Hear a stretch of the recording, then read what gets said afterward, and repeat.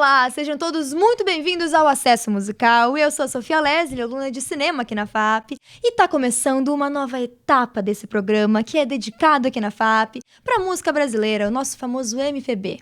Aqui é um espaço dedicado que a gente está estreando aqui nesse novo espaço de podcast da FAP, e essa temporada promete muitas coisas boas. Depois de uma pausa de 3 anos, o Acesso está de volta agora nesse formato em videocast. E nessa nova jornada, a gente trouxe uma banda muito renomada, uma banda com muita energia, que vem vangloriar aqui as nossas tardes. Seja muito bem-vindo, Gabriel Nóbrega e Jabes Felipe, da Cilibrina. Prazer. Obrigado pelo convite. Obrigada a vocês por terem aceitado vir aqui no programa. É uma honra.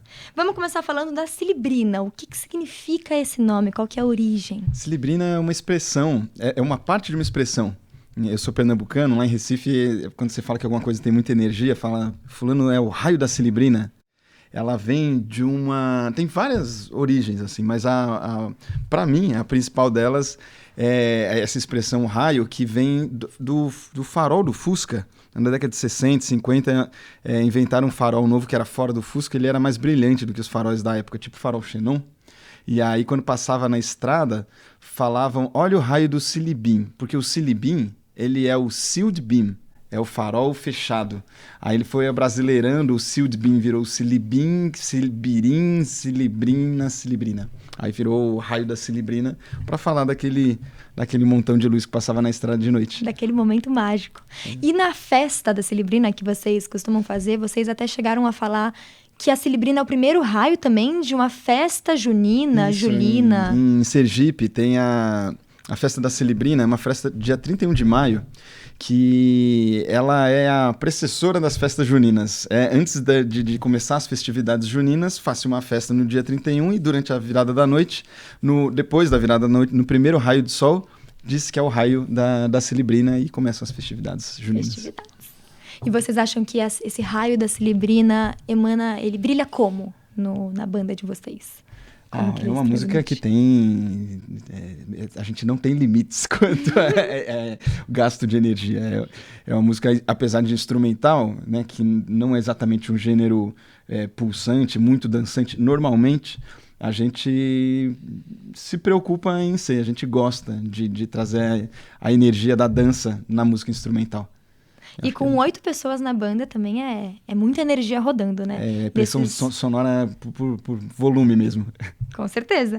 Na banda vocês têm, só para deixar todo o pessoal de casa incluso, tem o Gabriel Nóbrega, que é você, no piano e no teclado, Ricardinho Paraíso no baixo, Jabes Felipe na bateria, Gileno Fuenquinos na guitarra, Igor Bolos na guitarra também, Franci Oliver na percussão, a Cíntia Pittini no saxofone, Felipe Aires no trompete. E por isso eu quero saber como que vocês formaram esse octeto, como que foi essa seleção dos artistas. Fala aí. Eu entrei ligando, né? Eu liguei pro Gabi, falei, sou eu o baterista, porque tava rolando uns áudios que o Gabi organizou das primeiras músicas, e a galera distribuiu, falou, esse mano tá querendo montar uma banda, tal. Eu liguei pra ele, falando, sou eu o baterista. Quero fazer parte. Foi meio assim, né? A gente se encontrou no show do Snark Puppy, se conheceu no show do Snark Puppy, que foi uma banda que depois a gente abriu o show. E era sim. A gente fez foi interessante. O primeiro cara que eu cheguei foi no guitarrista, que não tá mais com a gente, o Rafael Braga. Eles eram... Rafinha. Amigos de infância, e aí me apresentou o Jabes, o Ricardinho Paraíso no baixo também, que são os três, nós três somos da formação original. E aí depois disso foi agregando mais gente, mas foi entrando um, saindo outros, a banda era 7, agora são 8, e aí foi indo, foi bem orgânico. E essa seleção, vocês foram selecionando a partir do instrumento, ou da pessoa, ou da afinidade? Para terem, por exemplo, 2 saxofones, ou para terem 5 guitarras, 5 baixos? Como que vocês selecionaram a quantidade? Acho que é bom explicar como é que funciona. A Cilibrina, ela começou como um projeto pessoal, mas é só no começo. Eu fiquei afastado da música 10 anos. E aí uma hora eu quis voltar a fazer música e fiz essas músicas que ele falou que foram os áudios. Eu fazia no computador, digital e tal. Essa primeira formação, a gente era quase como se fossem músicos contratados para fazer um trabalho. A gente não sabia exatamente qual que era a dinâmica, a gente não se conhecia, não era um grupo. E a gente agora está no 3º disco. E nesse processo, a gente foi, além de se conhecendo, virando grandes amigos e virou uma outra coisa que não era o que era no começo, né? Virou um grupo dos quais o Jabes e o Ricardinho são, de fato, os únicos que estão desde o início e que, né, isso tem uma intimidade que é do tempo. Tem músicos que... A Cíntia não faz um ano, acho que entrou na banda, né? Vai fazer um ano. Vai fazer um ano. Bem recente. É. E vocês, nesse trio, estão desde quando? Faz 7, 8? É mesmo, já 8. Vai fazer 8 anos, cara. Caramba. Tempo voa. Eu ia falar 5. Não, a pandemia foi um pedaço da banda que parece que ela parou no tempo, assim. Ela deixou de... Apesar do disco Sonambulando ter sido composto na pandemia, boa parte dele, ela não é um período que a gente não costuma contar, né?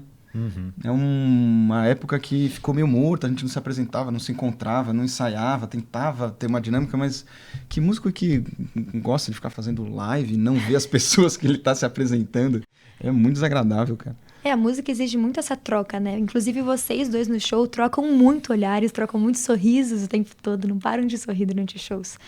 Então é meio louco pensar em fazer isso através de uma tela, 2 pessoas, 8 pessoas, 7 pessoas. É engraçado que tecnicamente não funciona. O ensaio remoto não é como uma reunião de Zoom. Você precisa garantir que todo mundo esteja no mesmo beat, no mesmo andamento. E o delay, assim, a latência tecnológica que tem, a gente não conseguiu suplantar ainda. Eu até experimentei uma ferramenta nova esses dias que prometia latência zero. E não cumpriu. Cara, a velocidade da luz tem limites, né? Se você botar alguém para tocar com alguém no Japão, vai ter uns 300 milissegundos de diferença. Isso para música é impraticável. Isso não tem muito o que fazer. Que conta pra fazer. E as músicas são de sua autoria, mas esses arranjos sofisticados também são feitos por você ou é uma criação coletiva? É uma ditadura aqui. Uma ditadura, eu faço tudo, eu que mando. Tem que ser do meu jeito. Não, eu venho com arranjo... As músicas da Celebrina, elas são composições arranjadas. Tá. Eu não faço uma melodia, uma harmonia, como uma canção, por exemplo, e depois veste isso no tempo. A concepção dela é uma melodia arranjada que vai se transformando. É um raciocínio de música erudita. Quando você faz uma sinfonia, você faz lá um concerto de 40 minutos, que você pega um tema, explora o tema, desenvolve ele, retrata, você fica brincando a atenção do espectador até o fim, você, né, garantindo que ele não vai se perder no meio. Essa é a brisa do compositor de música erudita. A Celebrina tem esse mesmo raciocínio, assim, tentar construir músicas com curva, que tem climas diferentes dentro dela, sabe? As pontes. Mas os momentos que tem o solo de cada um dos instrumentistas, você fala o que você quer ou eles têm alguma liberdade? Na composição tem uma sugestão de clima, tá, mas é só uma sugestão. A parte individual, quando ele tem o solo, é 100% criação, improviso de cada um.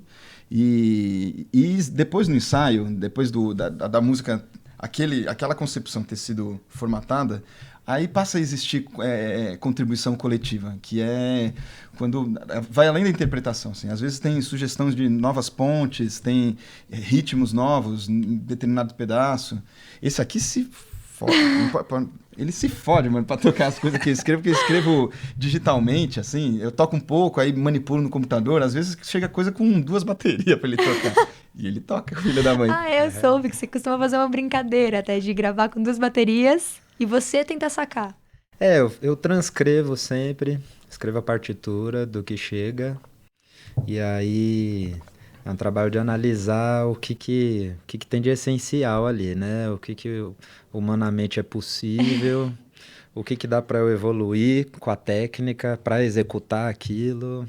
O caminho é esse, mais ou menos. E eu não sei como que funciona a mente de um baterista, porque é muita coisa para pensar ao mesmo tempo. Eu sei que no teclado você tem aqui as mãos, mas na bateria são as mãos e os pés. Então são muitos ritmos, é uma mistura muito frenética. Você tem algum exercício pessoal que você faz? Não dá para pensar quando vai tocar. Como não dá para pensar quando vai andar, né? Não dá. É verdade. Não pode pensar. Qualquer Balançar os braços junto com a perna. Não... qualquer coisa que você vai fazer, na verdade, é que parece uma coisa, nossa, você tá fazendo coisas diferentes em cada pé, em cada mão, e não é. Caralho, mano. Para. Ah, não, mas eu só tô, Velho, eu toco bateria. é só pra difícil. motivar a galera a estudar também, sabe? Não desista, você que tá assistindo a gente agora. Entendi. Não, porque tem uma ideia da bateria ser membros totalmente independentes, e não é, na maioria das vezes, né? Uhum. Tem a galera mais doida de bateria que gosta de fazer coisas super diferentes em cada mão, sabe? Mas pra tocar mesmo, lá no calor da batalha, não pode pensar, tem que sair tocando só. É lógico. É na base da intuição mesmo. Já que a gente tá falando tanto sobre música, vamos ouvir agora a composição Frevo Maligno, composto por Gabriel Nóbrega.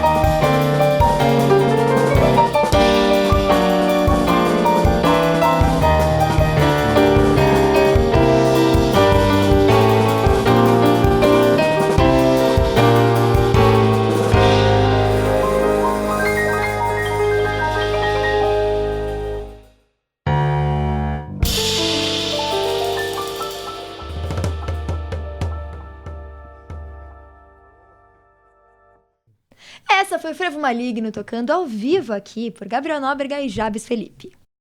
Gabriel, a música tá no seu sangue, seu pai é artista, o Antônio Nóbrega. Na casa é todo mundo artista. Todo mundo, filha, tudo. Minha filha. Sua casa, inclusive, é artística, né? Meu pai e minha mãe é bailarina, atriz, meus primos. Mas começou na geração do meu pai. Meus avós não eram artistas. E quem adotou meu pai como figura paterna do ponto de vista da arte foi o Ariano Suassuna. Ai. Meu pai realmente considerava o Ariano um pai adotado, assim, Com certeza, um pai intelectual. né? Gente, que honra ter respirado o mesmo ar, ter tocado no Ariano Suassuna. E a sua história na música começou por influência dele ou foi por interesse seu? Não, totalmente dele. Eu não tive escolha nenhuma. Ou era Aqueles música 10 ou música? anos que eu parei, foi psicologicamente um período de me estabelecer como pessoa, me afastar da música, que foi algo que foi imposto na minha vida, para tentar achar meu caminho próprio, e eu fui pro audiovisual. Curioso estar falando aqui de música, porque o que eu ganho e faço a minha vida é com o audiovisual, que eu trabalho mesmo. A música é eu não gosto de dizer que é um hobby sério, né? Porque parece que são as categorias que a gente é obrigado a colocar. Eu realmente tenho dificuldade, assim, de dizer o que eu faço da minha vida para sobreviver. Momentos de desabafos. Com criatividade, de modo geral. Mas a música, ela não preenche um espaço que eu gostaria. Ela ainda é um lugar meio secundário. Enfim, por N razões. Por N razões. Mas ela faz parte da sua vida? Faz Totalmente. parte de quem você é? Não consigo não fabricar, vivenciar música. Principalmente impensável, assim. Não consegue não ser Na música. verdade, o que eu faço com audiovisual é para poder fazer música. Basicamente, eu ganho dinheiro com publicidade e gasto com a banda. Importante é achar o que você gosta e que te faz bem. Ah, sim, tá tudo certo. E você, Jabes, começou na música com 12 anos de idade na igreja. E depois você passou a estudar na faculdade, enfim. Como que foi essa sua trajetória, o seu caminho na música? Como você falou, acho que a igreja, ela formou uma geração, assim, de músicos. Aqui em São Paulo, pelo menos, né? Tem muita gente que toca hoje em dia que começou na igreja. A primeira formação da Cilibrina era praticamente todo mundo, né? Praticamente todo mundo crente, né? E praticamente quase todos os músicos, né, saíram da igreja. Tem uma galera mais nova, recente, que não saiu da igreja. Você vê no cenário, assim, né? Mas é isso, a igreja teve uma época que investia no estudo, pagava, sabe? Você tinha ali um ambiente para a galera poder estudar, treinar, né? Sim. Eu e o Rafinha, o primeiro guitarrista da Cilibrina. Vocês eram da igreja juntos? Era da igreja, a gente passava o dia inteiro na igreja tocando, o dia inteiro. O pastor era psicanalista, viu? Ele atendia com a gente tocando lá, era muito engraçado. E você fez essa transição como? Como que você aceitou? Eu quero seguir música. Acho que eu sempre quis ser baterista, desde sempre. Desde que eu me entendo por gente. Acho que com 12 eu comecei a decidir ser baterista profissional, viver de música. Muito novo. Mas que eu fui começar a estudar sério foi com 17, quando eu entrei na ULM, na atual EMESP, que é uma escola pública daqui de São Paulo. Acho que é a melhor escola de música que tem, né? É a EMESP. Curioso, porque eu fazia Santa Marcelina, eu fiz um ano só, eu não estudei, eu estudei pouco, assim, minha educação é meio capenga, mas lá na Santa Marcelina, todos os professores da Santa Marcelina, que era uma faculdade paga, eram os mesmos professores da EMESP, que era uma faculdade pública. Exatamente a mesma. E eu descobri só depois que eu entrei lá. Falei, meu Deus, tô gastando dinheiro. Deixa eu sair daqui. É muito legal. E a ULM formou muitos músicos, muitas musicistas. Tem os professores, as professoras são incríveis. É um corpo docente. Fiz aula com a ZI. Você conhecia? Conhecia a ZI? Uhum. A ZI foi aluna do Vila Lobos. Gente. Uma professora de teoria lá, que era incrível. Ensinava a gente a escrever partitura bonitinha, tinha que ter a caligrafia bonita, sabe? Outro critério.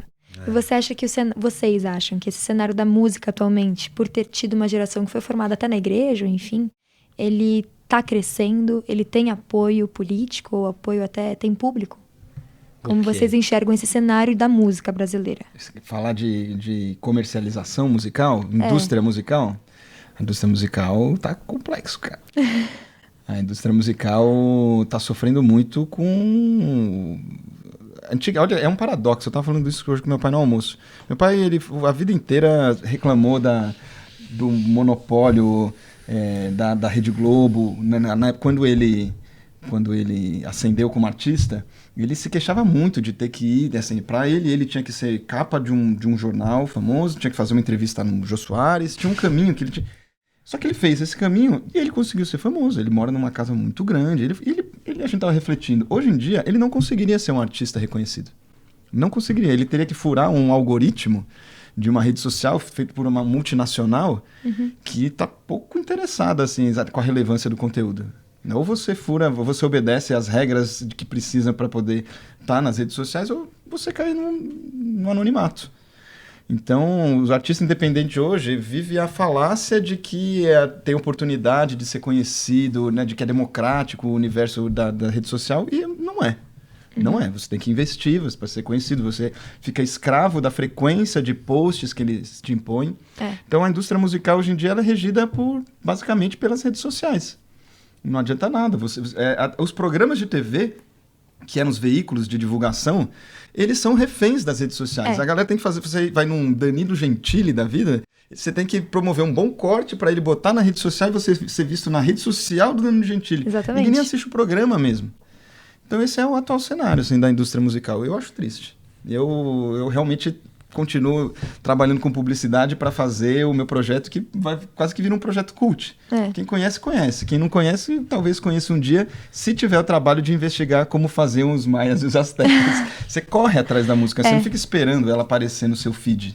Você tem que ir atrás, né? De um disco, de um vinil, de uma fita cassete, de um CD. Antigamente, para você consumir música, você juntava com amigos que tinham um gosto musical parecido, trocavam, né, referências. Você não ficava esperando o Spotify te promover a próxima música para você ver se você gosta, ou pular ou não. Alcançar o número que precisa. É muito por conta do algoritmo agora, né? Você tem essa mesma visão? Acho que a indústria da música, ela seguiu o mesmo caminho de qualquer indústria atual, que é você coloca o lucro acima da qualidade, né? Exatamente. Você tem que lucrar acima do jeito mais barato possível, né? Essa é a premissa, é o lucro, de qualquer forma. Então você tem produtos, né? E aí se você vai ser um produto mais palatável, né? Mais ultraprocessado, talvez você possa se dar bem, né? Acho que a gente caminhou para isso, sabe? No geral, não é só na música.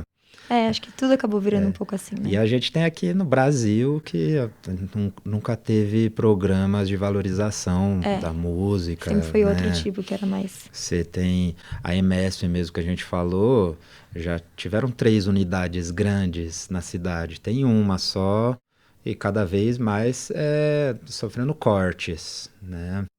A Maria Zei mesmo foi uma professora... aluna do Vila Lobos, que foi demitida simplesmente porque cortaram. Né? É o capital que tá nessa cabeça, né? E aí você não tem lugares para estudar muito, né? Os lugares estão sempre sofrendo cortes, os centros culturais, né? As casas de cultura. Enfim, vamos ver como é que vai agora, né? É por isso que existe o acesso musical, para a gente poder ter uma oportunidade de espaço para divulgar a música brasileira. Então vamos ouvir agora ABC do Sertão, música de Luiz Gonzaga na versão Cilibrina.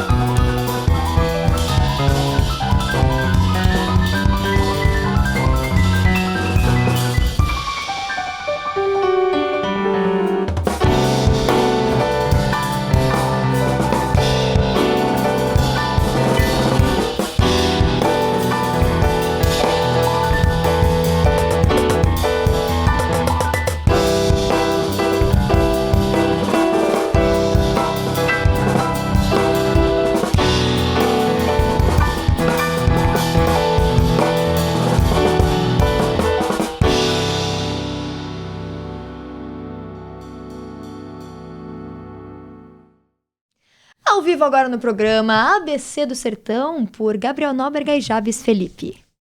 Gente, Sonambulando, como a gente estava comentando algumas pautas atrás, teve todo aquele processo de ter sido na pandemia, tentou ser gravado virtual, não deu muito certo. Como que foi essa divulgação para vocês? Quando de fato conseguiram gravar pessoalmente?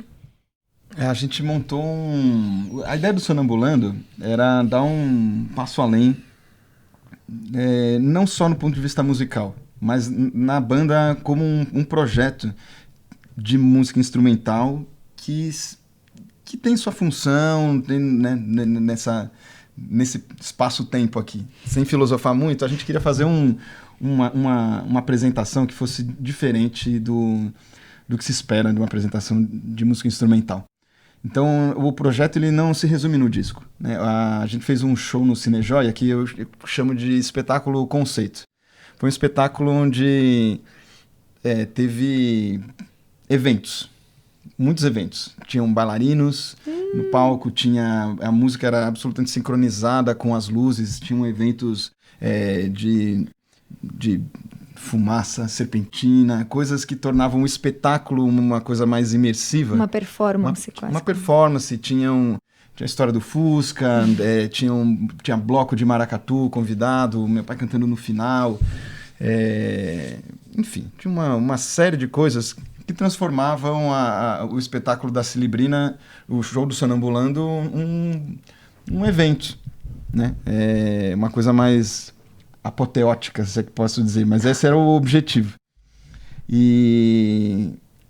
Mas é um evento difícil assim, de ser replicado, né? Por isso que eu chamo de conceito. Quem viu, viu. Quem não viu, pode ter um gostinho no dia 3 de novembro lá no Brincante. Olha ali já o nosso merchan pra vocês. O convite aberto.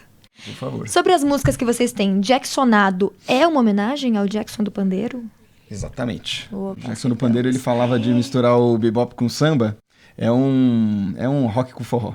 Rock com forró. Exatamente. É um paralelo. Acho que ele imortalizou esse raciocínio da música que antropofágica, apesar de não gostar do conceito tropicalista, é o que ele estava propondo, né? Vocês classificam a Cilibrina com algum gênero musical? Música instrumental brasileira. Instrumental brasileiro. Tá bom. Gênero é um negócio muito burro, né? Se você parar pra pensar. Ele é uma imposição do mercado. Mas porque a gente pode pra poder fazer... vender, pra saber o filme que você vai ver, pra saber a publicidade. Pra conseguir categorizar, é uma tag na sua música. É isso aí. Só que tem rock lá, tem música romântica, tem vários gêneros dentro. Uma música que propõe emoções e sentimentos e sensações. Variados. E falando nisso, Caruaru de Verônica, tem alguma mensagem por trás? Tem alguma história? Caruaru. Tem. Fala um pouquinho, Jabes e Gabriel. Foi num show, né? No Jazz nos Fundos. No show, não era esse nome. Não tinha nome. Um show que não tinha nome. Verônica era uma senhora. Uma senhora que tava lá, né? A gente acabou a música e falou assim, a gente vai tocar uma música aqui que não tem nome. Alguém quer dar um nome pra ela? Aí uma senhora gritou lá no fundo, Verônica! Eu falei, tá bom. Aí depois ela foi falar com a gente. Era aniversário dela, ela tava fazendo 80 anos no show da Cilibrina. Ela tava celebrando 80 anos. Eu falei, cara, virou Caruaru de Verônica. E Cilibrina é um evento também pra fazer festa, né? Pelo menos o último que teve lá no Espaço Brincante também era aniversário de uma fã de vocês. Sim. Que comemora. Cilibrina tem esse poder da união. É o nome de uma festa, né? É o nome de uma festa. E Pif Pop é uma homenagem ao pífano? O jeito nordestino de tocar? Ele começa com a introdução, aquela melodia principal. Ela não é literal, mas ela tem vários clichês do pífaro. Desse ritmo. Isso você passou pra eles? Você que já chegou com essa concepção, mas o pessoal todo já conhecia. A música chega um áudiozinho pronto, assim, feito por computador, sabe? Com um som meio vagabundo. Mas que tá toda a intenção registrada lá. Todo mundo recebe partitura, menos o Jabes. Que bom. Mas é legal que ele faz o Jabes deles. toca e é isso, se divirta. Cara, é isso. Ele recebe uma coisa menos precisa, sabe? É onde dá mais pra... A gente tem um ídolo em comum que chama Pat Metheny. E esse cara fala que a personalidade da banda, quem dá a personalidade da banda é o baterista. E eu sempre ouvi essa frase assim com certo... E o pior é que é uma verdade do caramba. É onde o negócio é a coisa mais primal, primitiva, onde você tem a origem, o ritmo, é a parte da música, é o aspecto da música mais primitivo. E é onde você entra em contato onde você aterra mesmo. Você dá o andamento. O pulso tá lá, né? O pulso tá lá. E não é à toa que na disposição de vocês também a bateria costuma ficar no meio. Sim. Hoje em dia com a percussão, que também é parte da rítmica da banda, né? Desses que guiam. Que honra pra você, né? É uma honra, é uma honra. Eu virei outro baterista depois de Cilibrina. Tem muita coisa no meu som por essa concepção de receber uma viagem ali, né? De bateria e ver o que eu vou fazer, o que eu preciso aprender para fazer. E também como mostrar o som. A Cilibrina mudou o timbre da minha bateria, por exemplo. Me estimula muito a fazer uma pesquisa de timbres, o que eu vou colocar. Eu tô sempre mudando coisa, colocando instrumento, ver o que dá errado, tira, põe tamborim, põe percussão. Você mudou sua técnica também, né? Mudei a técnica. Ele mudou o jeito que ele segura a baqueta na mão esquerda, a condução dele. Ali foi por causa da mão esquerda, daquele estudo. Fiz um desafio de deixar as mãos iguais. Se desafiando. De 100 dias estudando a mão esquerda. E aí eu mudei a técnica. E conseguiu? Não ficou igual. Muito difícil, muito difícil. Não fica. Mas é uma nova técnica e eu acho que tá na hora da gente escutar o som Gramani da banda Cilibrina.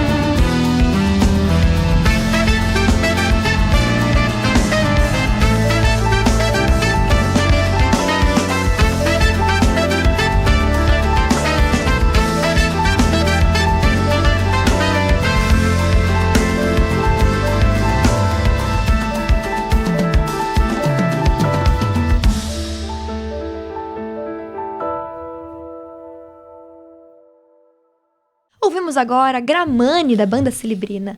E aqui no Acesso Musical a gente tem uma tradição que a gente sempre pede para os artistas trazerem alguma referência que guia eles. Então vamos ouvir Que Nem Giló, de Luiz Gonzaga. Luiz Gonzaga. Celebrinisticamente tocado. Tom de Celebrina.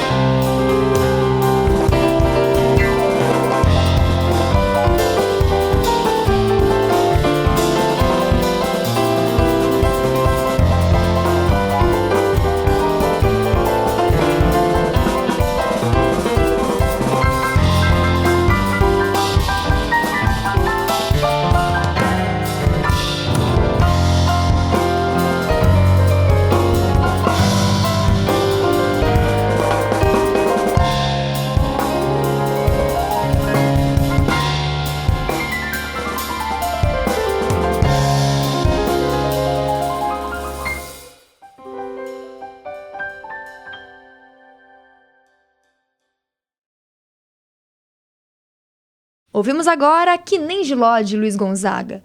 O que esse artista e o que essa música significam para vocês?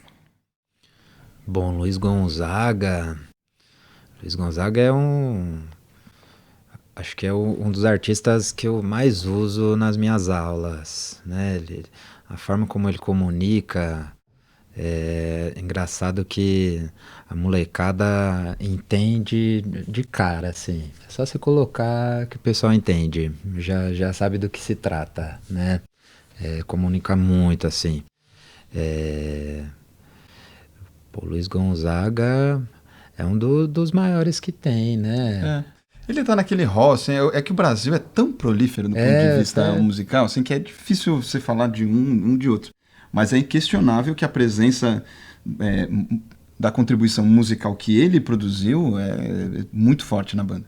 Porque ele fazia crônicas do universo sertanejo com uma rítmica que antes dele era um triozinho de forró, era para você tocar ali, sacolejar depois de um dia de trabalho, dar aquela filetada, encher a cara de cana, sabe?